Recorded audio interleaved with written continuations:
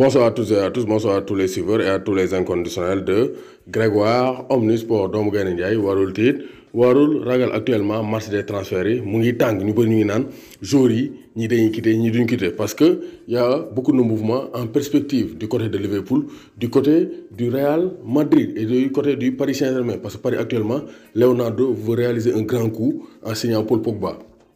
ñëpp xam nañ ne Paul Pogba est en instance de départ, même si muy def une belle saison yeewu na, il participe à la renaissance de United, mais Paul Pogba ne serait pas contre un départ de Manchester United. moo tax Leonardo veut frapper un grand coup en recrutant Paul Pogba. Selon Mediapro, donc selon les informations relayées par la presse française, donc en dehors de Lionel Messi, de Sergio Ramos, tous les deux en fin de contrat, Paul Pogba serait visé par Leonardo et actuellement lancé nañ son agent Mino Raiola au début de l'hiver. Donc Leonardo entré en contact avec l'agent du français pour que mu mën a ñëw fële ca Paris Saint-Germain. En tout cas une chose est sûre, Liverpool donc kii di Manchester United bu ñu bëggee xaalis il faut que ñu teel a jaay le français Paul Pogba te pari nañ pour récupérer Paul Pogba. Donc la saison prochaine les géants anglais veulent faire une offre pour une nouvelle star du football mondial. Donc Vinicius mi nga xam ne moom la ñuy tëkkaleeg Neymar, donc le futur Neymar actuellement prouvé ko à 100%, mais am nañ ci moom yaakaar parce qu'il a 20 ans, il est jeune. On voit en lui le nouveau Neymar. Actuellement amul temps de jeu du côté du Real Madrid, moo tax plusieurs grands clubs européens veulent s'arracher Vinicius, parce que pendant ce temps-là à Madrid ñoom ñu ngi rêvé recruter Kylian Mbappé pour la saison 2021-2022, mooy à la fin de la saison. Selon OK Diario, Vinicius Junior a été demandé avec insistance par Liverpool.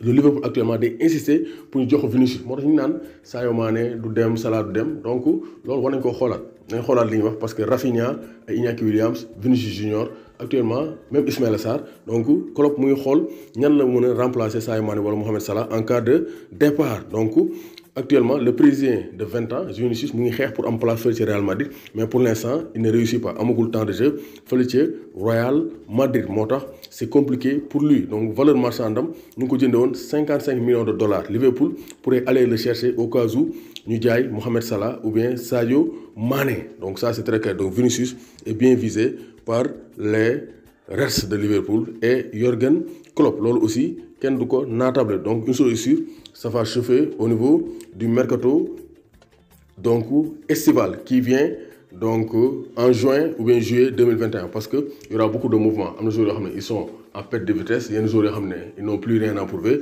am na joueurs yoo xam ne il faut changer de cap. Donc ça sera animé le prochain mercato estival 2021. Donc Vinicius à Liverpool, Mbappé aussi ñu ngi koy annoncé du côté du Real Madrid et de Liverpool, Messi ñu ngi koy annoncé du côté du Paris Saint-Germain et de Manchester City, même si les proches de Messi veulent que Messi rejoigne Manchester City, parce que ñoom ak wax ju bari yi nekk autour du Paris Saint-Germain, donc il préférerait donc aller du côté de Manchester City. Donc officiel, c'est terminé. Donc Bayern gagné nañ la Coupe du monde des clubs face à Tigre de Mexique. Donc ñoom André Pierre Gignac, Bayern mooy doon 1-0 avec un but de Benjamin Pavard sur une passe décisive de Robert Lewandowski. Donc 6e Coupe du monde des clubs du Bayern de Munich. Ñoom heure bu ñu gagné Ligue des Champions, ils gagnent en même temps la Coupe du monde des clubs. Donc belle victoire. Donc félicitations au Bayern de Munich qui ont été la meilleure équipe en 2020. Donc rien à dire. Il vient de confirmer Al Ahly moo dóor Palmeiras 3 tirs au but à 2. Match boobu 0-0 la. Match boobu ñoo ko arbitré sont des Sénégalais. Les Sénégalais ñoom Djibril Camara ñoom ñoo ko arbitré. Donc ça c'est une fierté pour l'arbitrage sénégalais. C'est pour dire que dans tous les secteurs sportifs les Sénégalais sont présents. Donc félicitations au trio arbitral amené par Djibril Camara. Donc ça c'est une très bonne nouvelle. ñoom ñoo arbitré 3e place bi. Donc premier Bayern, médaille d'argent Tigre et médaille de bronze Al Ahly, donc qui est la fierté africaine. doomu Gaynde Ndiaye warul tiit warul ragal.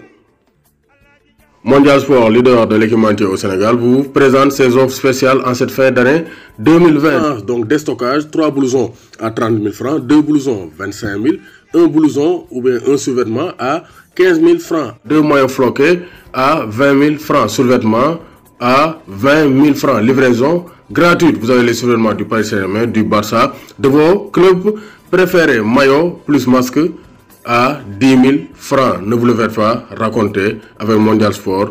Équipez-vous en toute sportivité. Contactez le 77 059